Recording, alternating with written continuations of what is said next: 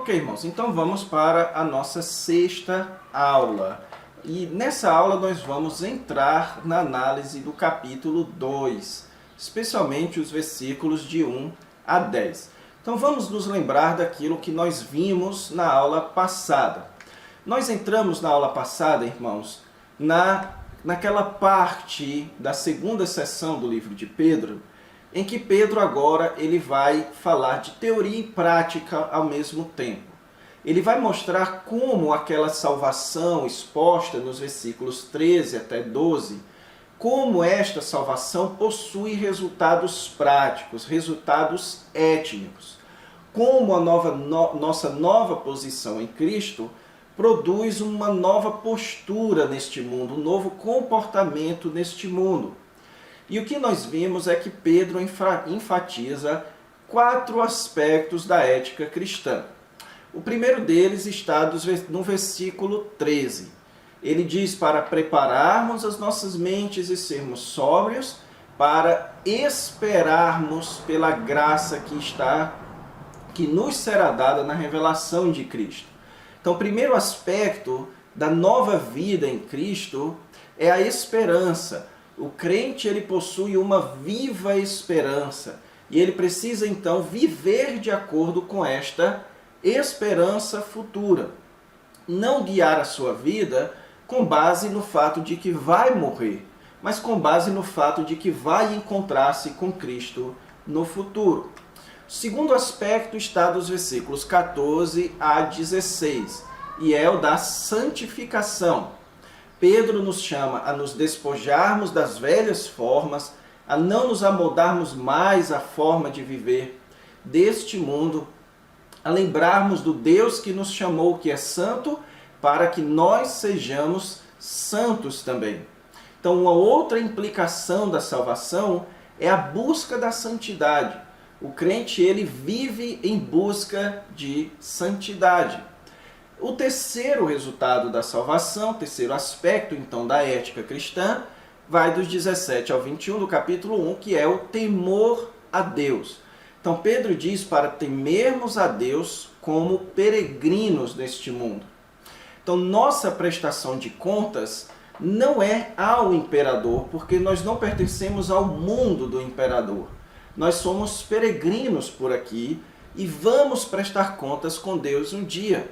Então precisamos temer mais a Deus do que ao imperador, porque nós fomos resgatados do nosso fútil procedimento por meio do sangue de Cristo. Então nós não pertencemos mais a este mundo, nós pertencemos agora ao Senhor Jesus Cristo. E por fim, versículos 22 a 25, o amor ao próximo. O quarto resultado da salvação, o quarto resultado prático é o amor ao próximo. Deus nos regenerou, preparou o nosso coração para que amássemos os nossos irmãos. Então, se somos salvos, precisamos viver em esperança, santidade, temor a Deus e amando ao próximo. Foi isso que nós vimos na aula passada. Agora, então, vamos aqui para o nosso esboço, para que a gente possa entender o que nós vamos ver nessa aula de agora. Então, vamos lá. Ok, irmãos. Então, vendo aqui o nosso esboço, nós estamos na seção de número 2, e então nós já vimos aqui os versículos 3 a 12, que fala sobre a preciosa salvação que nós temos. Depois, os versículos 13 a 25, que falam sobre uma nova forma de vida. Então, visto que somos salvos, temos uma nova forma de viver. E agora, um povo de Deus. Então, visto que somos salvos e temos uma nova forma de viver, nós precisamos viver como o povo de Deus. Precisamos reconhecer a nossa identidade como povo de Deus, ok? Então é este o aspecto, este é o ponto aqui dos versículos de 1 a 10, certo? Então você vai notar que nesse trecho dos versículos 1 a 10, o apóstolo Pedro vai citar bastante o Antigo Testamento para que aqueles crentes que estavam lendo a sua carta e nós adquiramos uma compreensão bíblica e sólida da nossa identidade como povo pertencente a Deus. E sendo então povo pertencente a Deus, nós somos distintos do povo das trevas e temos uma função como povo, ok? Então é isso que nós vamos ver aqui nessa aula, agora do capítulo 2, versículos de 1 a 10. Então, começando aqui o versículo 1 do capítulo 2. Note que o versículo 1, irmãos, tem mais um conectivo aqui, que é o portanto. Então, se você tem feito as matérias de análise comigo, você sabe do meu conselho de sempre atentar para as conjunções. Elas são fundamentais para que você compreenda o fluxo do raciocínio. Então, quando o apóstolo Pedro diz, despojai-vos, portanto, a que ele está se referindo? Ele está se referindo ao que foi dito anteriormente. Ele falou a respeito do amor ao próximo no versículo 22. Então é nisso que ele está dizendo o portanto. Visto que nós fomos regenerados pela palavra de Deus, visto que nós fomos transformados interiormente por intermédio do Evangelho, visto que o Evangelho tem efeito em nossas vidas, então existe um resultado. Portanto, certo, irmãos? Então veja aqui a conexão. Então ele estava falando da regeneração e agora então ele vai falar de uma regeneração prática. Cristo transformou as nossas almas. Agora é nossa vez de transformarmos o nosso comportamento.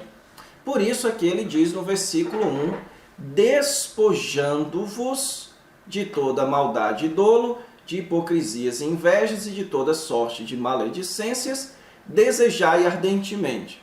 Então veja aqui o uso de um particípio. Pedro continua com o mesmo formato do texto anterior, certo? De colocar um particípio que nos prepara para a oração principal, que é desejai ardentemente. Essa é a oração principal.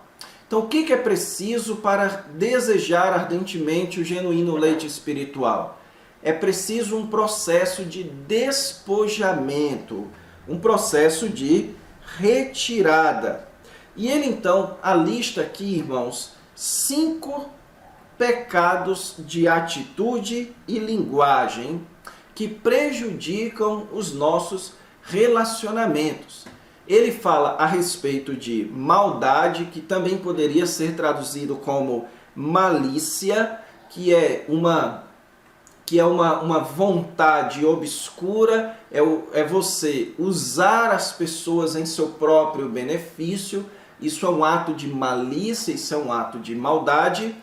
E também dolo, certo? E a palavra dolo é a tradução literal da palavrinha grega dolon, que ela tem a ideia de desonestidade, de você enganar o próximo. Então você está despojando-se da malícia, maldade e do engano ao próximo, da hipocrisia, que é quando você finge que é piedoso, finge que ama, mas por dentro você tem a maldade e o dolo, e a inveja, certo, irmãos? Que é um descontentamento com o que tem e desejo indevido pelo que o outro tem, e toda sorte de maledicências. E as maledicências, irmãos, são as críticas, as mentiras, as fofocas que nós falamos dos outros. Tudo aquilo que você fala para um terceiro que prejudica algo de alguém, isso é chamado de uma maledicência. Então, o que Pedro está ensinando aqui é que algo precisa ser retirado da nossa vida para que nós desejemos o leite espiritual.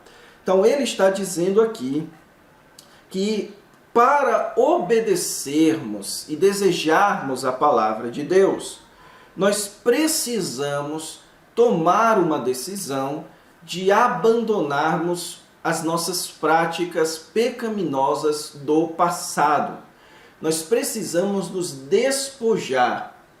O mundanismo, irmãos, ele é um empecilho para o desejo pela palavra de Deus.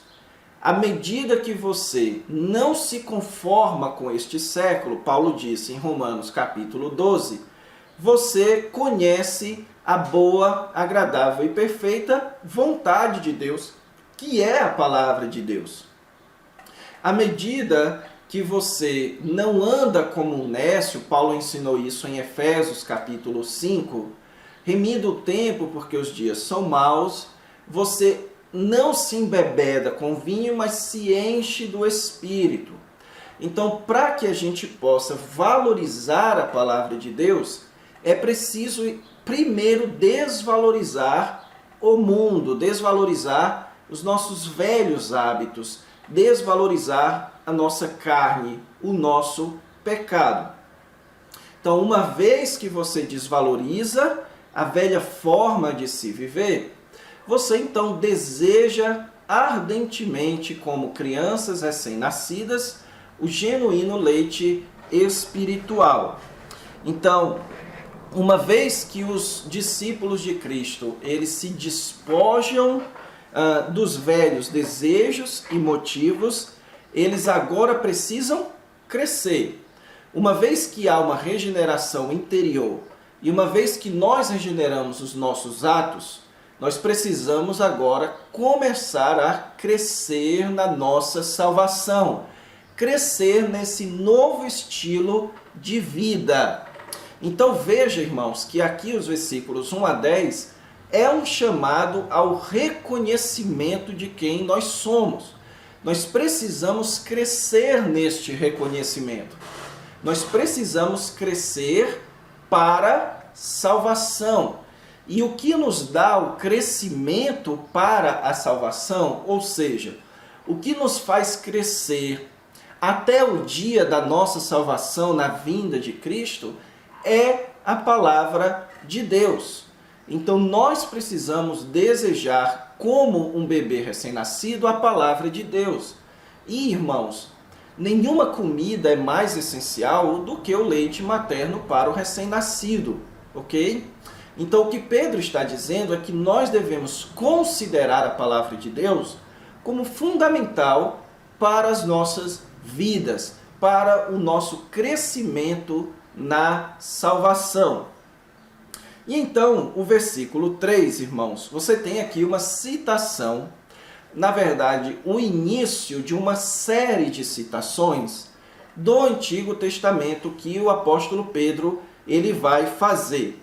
Aqui você tem uma citação do Salmo, capítulo 34 e versículo 8, ok?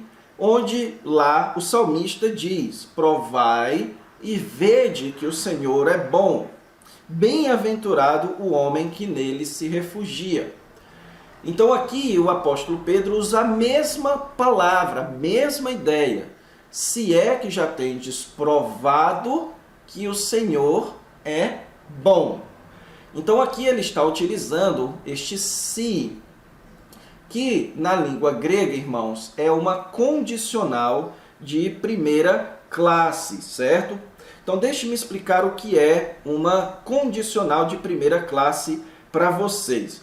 É quando, irmãos, o se, ele funciona como um já que, ok? Então a ideia aqui não é de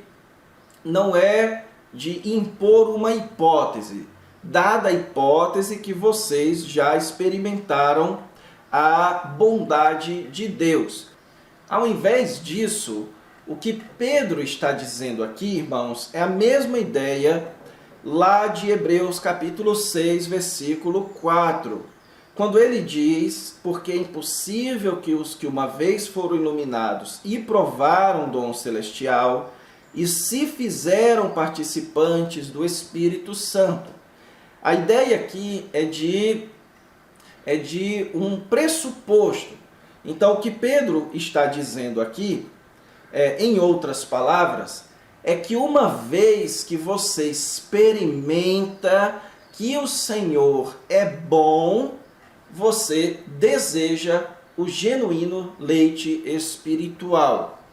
Então, uma vez que você experimenta a bondade do Senhor, você deseja o crescimento para a salvação. Obviamente que aqui certamente também tem uma leve ideia de condição, por isso que é chamado de condicional. Mas não é o forte aqui, não é a condição. O forte aqui é a constatação. Então, o que Pedro está dizendo é desejar o leite espiritual para que vocês tenham o crescimento em vista do que vocês já provaram que Deus é bom.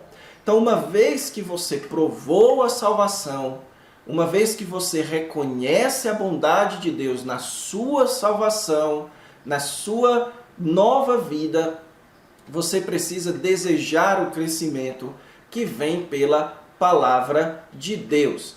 Então, a palavra de Deus é um instrumento fundamental para o nosso reconhecimento de quem nós somos diante de Deus. Então, quando nós lemos e estudamos e aprendemos da palavra de Deus, nós estamos sendo alimentados e crescemos na nossa salvação. Nós crescemos para esta salvação futura. Nós crescemos no reconhecimento do que nós somos e daquilo que está guardado para nós e de como nós devemos viver. Então, tudo o que Pedro disse na aula passada, irmãos, que nós vimos na aula passada, resume-se nisso. Resume-se na palavra de Deus. À medida que você conhece a palavra de Deus, estuda e aprende e se alimenta da palavra, a sua esperança aumenta, a sua santificação aumenta, o seu temor a Deus aumenta, o seu amor ao próximo aumenta. Ok? Então, avançando aqui, agora dos versículos 4 até o 8, Pedro então vai utilizar, irmãos, uma série de citações do Antigo Testamento para ressaltar a importância de reconhecermos e sermos edificados como povo de Deus, como igreja de Deus. Veja aqui a ideia que ele diz no versículo 4. Chegando-vos para ele, e então ele continua a oração em sois edificados, casa espiritual. Então agora ele vai nos chamar a sermos edificados como casa espiritual.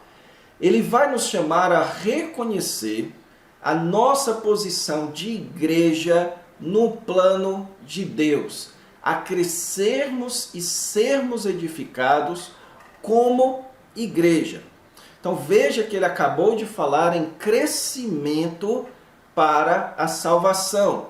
Agora ele vai levar o assunto a termos de igreja, de corpo. Então a igreja, ela é edificada, ela cresce, ela está em processo de construção, mas ela é uma casa espiritual. E como é que a igreja então cresce para a salvação? Como é que a igreja então é edificada?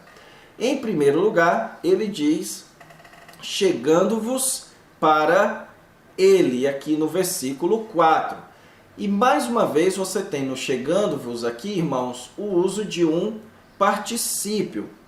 E esse particípio aqui, irmãos, ele tem uma ideia de um ato contínuo, um hábito que você deve possuir. Então, o que ele está dizendo é que é necessário uma constante associação e comunhão entre os crentes com o Senhor Jesus Cristo. Então, a igreja, para crescer, ela precisa de comunhão com o Senhor Jesus Cristo, certo? Por quê? Veja que agora Pedro, ele vai fazer aqui um paralelismo. Ele vai chamar Jesus de a pedra, e ele vai manter esse termo para Jesus durante muito tempo ainda no texto. Ele diz que ele é a pedra que vive, a pedra viva, certo? Então, Jesus é uma pedra que produz vida. Então, ele foi rejeitada pelos homens, mas para com Deus ela foi eleita e preciosa.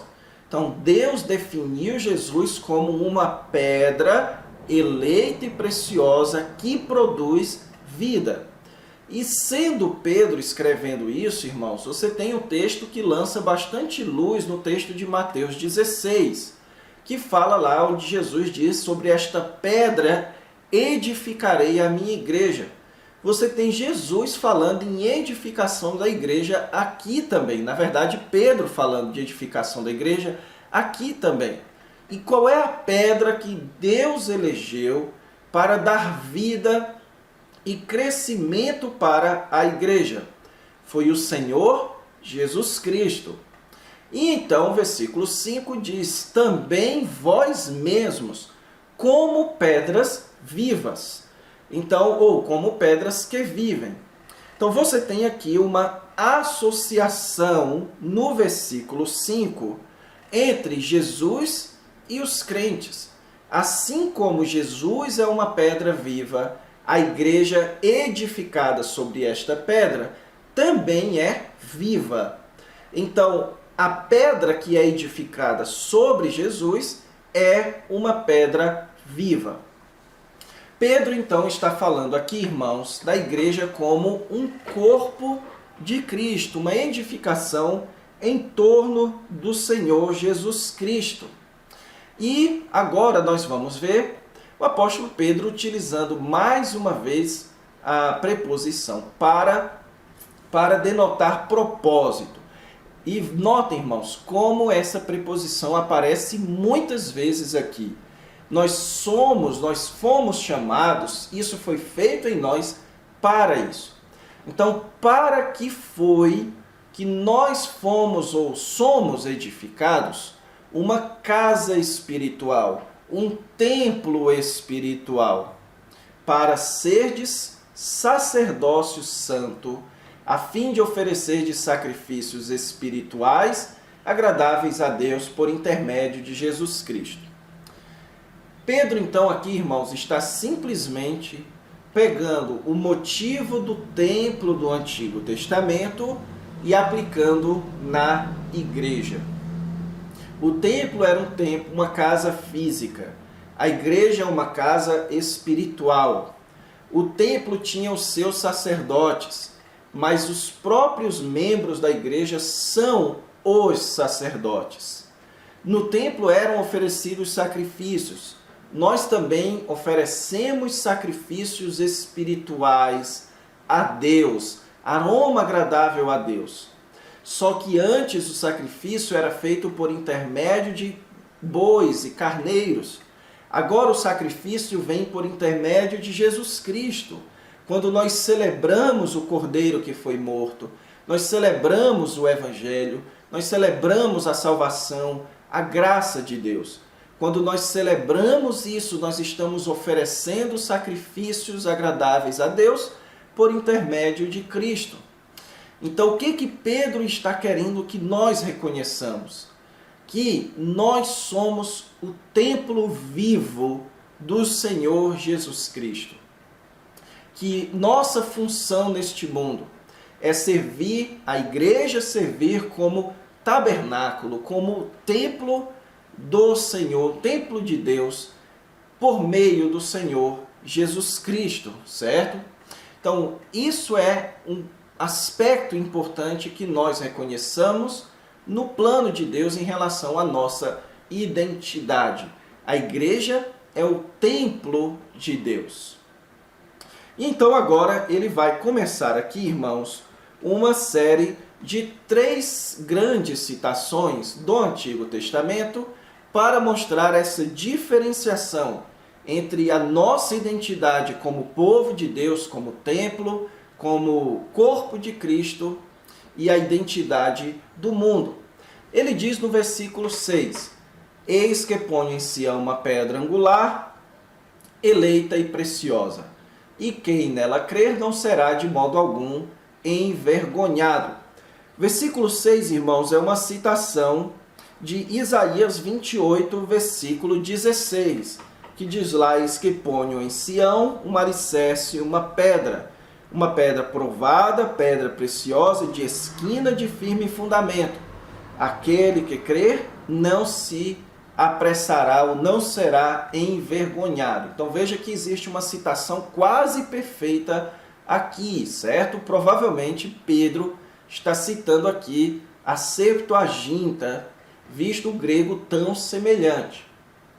Mas enfim, Pedro aqui está mostrando, irmãos, que o Senhor Jesus Cristo foi uma pedra eleita e preciosa e uma pedra angular. O que é uma pedra angular? É um suporte visível no qual, o qual mantém a estabilidade de uma construção. Se você tira a pedra angular, a construção desaba. Então Jesus é essa pedra angular. É essa pedra que foi colocada em Sião, ou seja, em Jerusalém, na nação de Israel. Então o judeu que não crer nessa pedra é envergonhado, mas aquele que crer nessa pedra não é envergonhado. Então Deus estabeleceu agora, irmãos, um novo alicerce para o seu povo, que é o Senhor Jesus Cristo. Por isso é que o versículo 7 diz, para vós, portanto, os que credes, essa pedra é preciosidade. Mas para os descrentes, a pedra que os construtores rejeitaram, esta veio a ser a pedra angular. E agora o apóstolo Pedro está citando o Salmo 118, versículo 22, que diz, a pedra que os edificadores rejeitaram, essa foi posta como pedra angular. Ou seja, o Senhor Jesus Cristo, que foi rejeitado pela nação de Israel, acabou se tornando a pedra angular do povo de Deus, de tal forma que aquele que não é construído sobre essa pedra, ou não é uma pedra colocada sobre esta pedra, é envergonhado, é rejeitado, ok? E é essa a ideia do versículo 8. Agora uma citação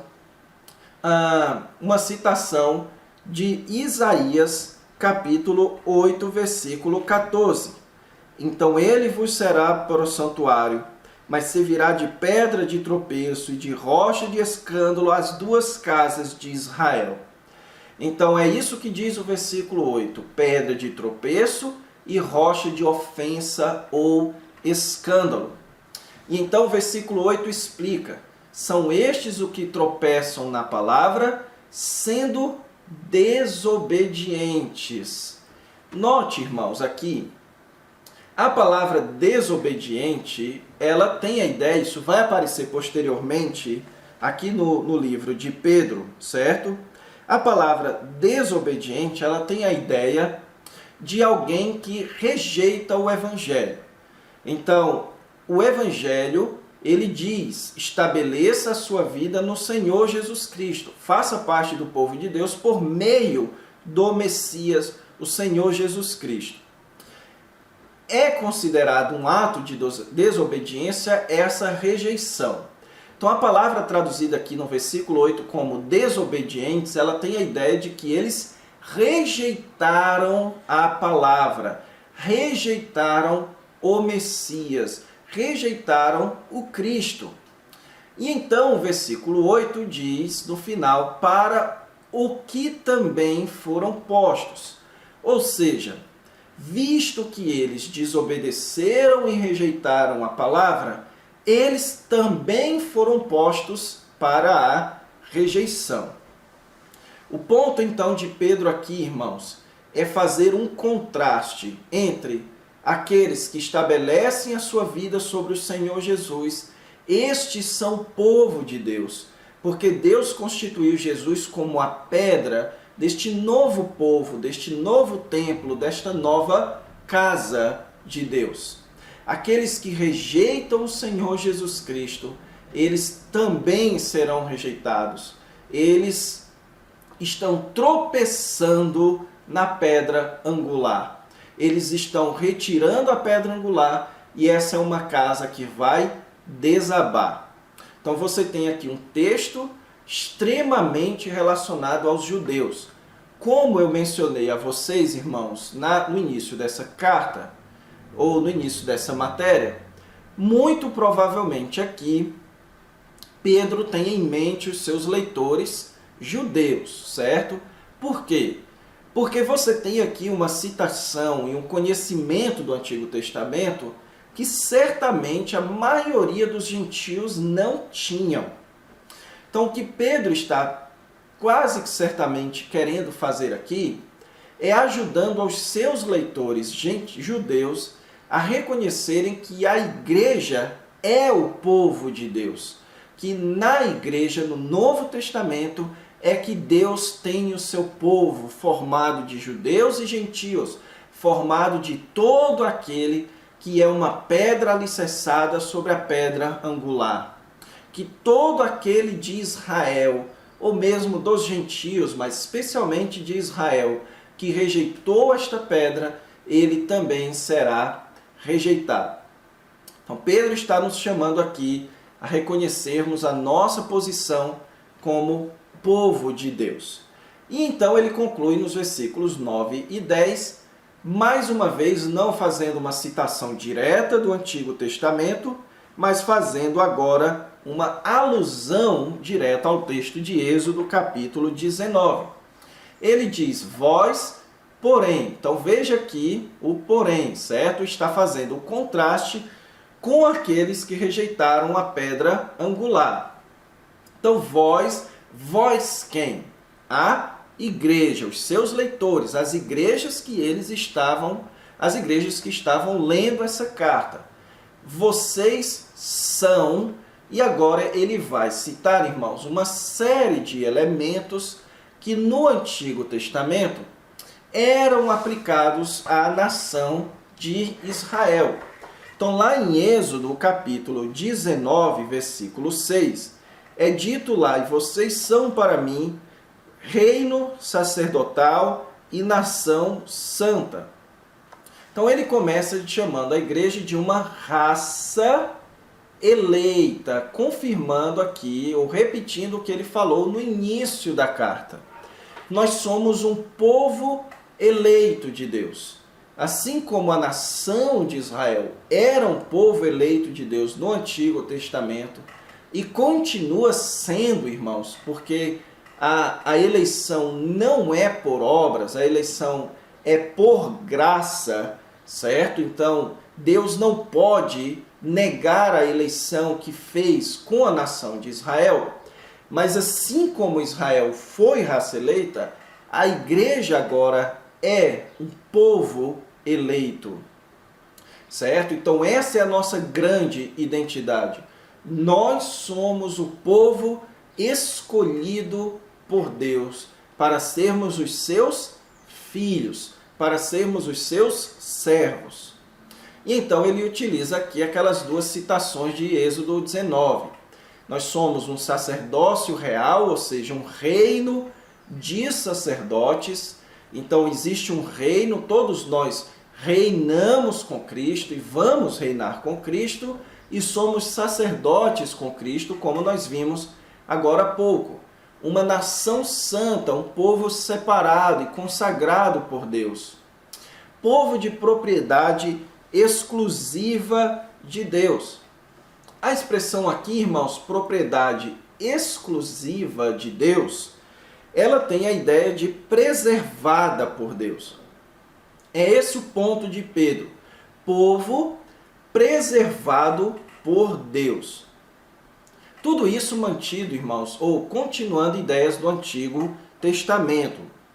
Muito embora eu precise explicar para vocês um detalhe aqui. Enquanto estas descrições, irmãos, que são dadas aqui para a igreja, foram dadas todas no Antigo Testamento para a nação de Israel, é um erro hermenêutico você afirmar que isso significa que a igreja ela substitui Israel no plano de Deus, de tal forma que Deus não tem mais nenhum tratamento específico com a nação de Israel no futuro, quando a nação não estiver mais endurecida, como argumenta Paulo em Romanos 9 a 10, ok? Então o ponto que eu quero fazer aqui é evitar um erro que muitos cometem nesse texto. Muitos leem aqui esse texto e dizem: se Pedro está pegando o que foi dito a Israel e aplicando na igreja, isso significa que a igreja é o Israel do Novo Testamento. Esta é uma conclusão precipitada, visto que o Novo Testamento nunca chama a igreja de Israel e nem os gentios de judeus, ok? Então, qual é a conclusão correta que nós devemos chegar? A conclusão correta que nós devemos chegar, irmãos, é que se a nação de Israel quiser ter aquilo que foi dado a ela, ela precisa estar estruturada sobre o Senhor Jesus Cristo, sobre a pedra angular. Então, a nação de Israel é uma raça eleita, um sacerdócio real, uma nação santa? Sim, mas hoje isso só é desfrutado por aqueles que estão sobre Cristo, consequentemente estão dentro da igreja. Então a igreja é a união de judeus e gentios por meio do evangelho no Senhor Jesus Cristo. Então o verdadeiro israelita, o verdadeiro judeu, é aquele que está sob a pedra angular. E o gentio que está sobre a pedra angular, junto com o verdadeiro judeu, eles formam a igreja, essa nação santa, esse povo. E note aqui, então, a ideia de propósito. Para que, então, nós somos isso? Para proclamarmos as virtudes, os atributos daquele que nos chamou. Então, veja que aqui Pedro está falando de um chamado, das trevas para a sua maravilhosa luz. Então, versículo 10, ele conclui citando aqui o texto de Oséias, capítulo 2, versículo 3. Tu és meu povo, chamarei povo a não meu povo, e amada a que não era amada. Então aqui ele está dizendo que Deus nos chamou das trevas, antes não éramos povo, agora somos povo de Deus. Não tínhamos alcançado misericórdia, agora alcançastes misericórdia. Então qual é o grande ponto aqui, irmãos, de Pedro? É o reconhecimento de que nós somos povo de Deus. Nós não somos cidadãos romanos, brasileiros, americanos. Em última análise, nós somos povo de Deus. Por isso, precisamos viver como tal. Nós somos uma nação de Deus e fomos chamados para espelhar, proclamarmos as virtudes de Deus, daquele que nos transformou, nos regenerou, nos salvou, nos deu uma nova vida, uma nova forma de viver, que nos dá o alimento. Este Deus que antes, que nos colocou sobre a pedra angular, é deste Deus que nós pertencemos. Nós somos um povo deste Deus. Aqui ecoa-se também o que Paulo disse em Filipenses capítulo 3. Nossa nação está nos céus, de onde também aguardamos o Senhor Jesus Cristo. Então, nosso povo, nossa nação, não é aquela governada pelo presidente, pelo rei, pelo imperador. Nós somos um povo de Deus. Essa é a nossa identidade no plano de Deus. Nós pertencemos ao povo de Deus. Nós somos agora o que Israel foi no Antigo Testamento, o canal da graça de Deus para este mundo. Então vamos encerrar a nossa aula aqui, certo? Na próxima aula a gente revê, reorganiza aquilo que nós vimos resumidamente e avançamos na nossa análise de 1 Pedro. Então fiquem com Deus, até a próxima aula.